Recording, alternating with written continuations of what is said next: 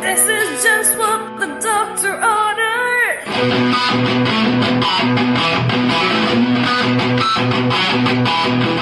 Hello and welcome to Just What the Doctor Ordered. I'm Dr. Nishant Joshi and this is the show where I give you your weekly 5-minute dose of vitamin cricket. Let's start the show. This is just what the doctor ordered. First up this week, and it was another run-of-the-mill few days in cricket as Kevin Pietersen continued to ruffle feathers, Shane Warne continued to post selfies, and the entire West Indian team cut short their tour of India because of a pay dispute, plunging their entire cricketing future into doubt. Now, the West Indies and pay disputes have a long and rich history. They are inseparable, much like Brad and Angelina, or a backhander in the pocket of a corrupt official. Now, the exact details are still not totally clear, but the West Indian players allege that the head of the West Indies Player Association, former West Indies cricketer Wavell Hines, signed a memorandum of understanding saying that the West Indian international players would accept a massive pay cut in order to redistribute wealth among the less well-off domestic players.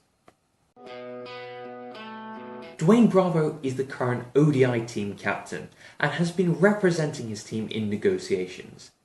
I'm not too sure about his credentials as a diplomat though.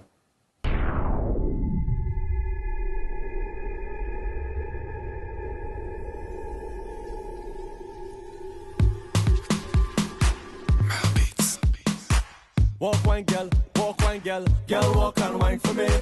Instructions time, girl, step up on the front line, girl. This is the time to shine.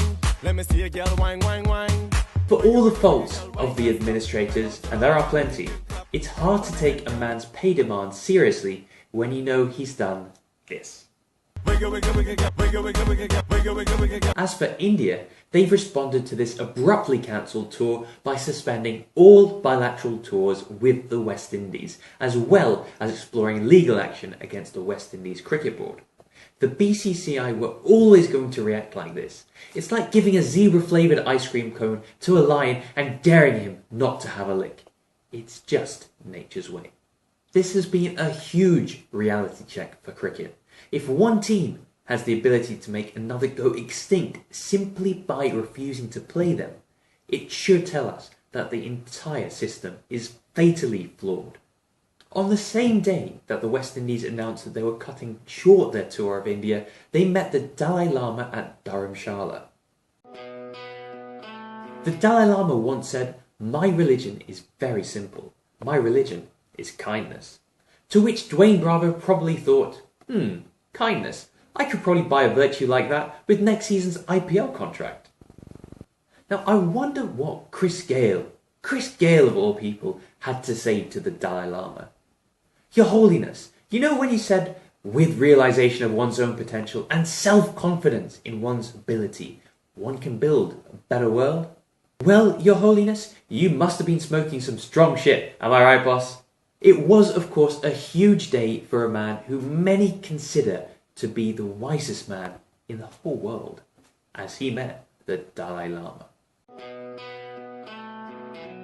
But in terms of the Dalai Lama's cricketing highlights, nothing, and I mean nothing, will ever beat this.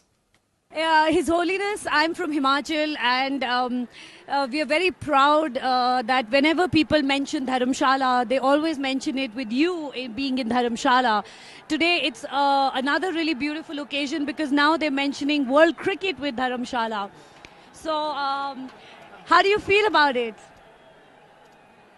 This is just what the doctor ordered.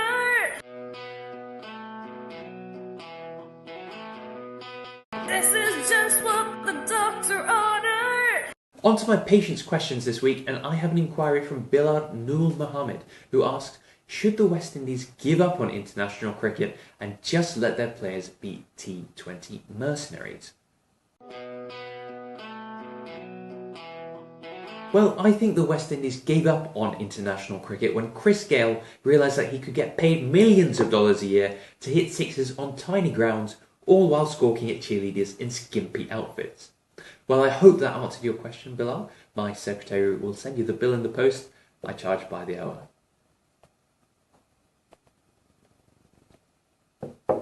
Thanks for tuning in again, and until next week, I've been Nishant Joshi. You've been watching Just What the Doctor Ordered. This is just what the doctor ordered.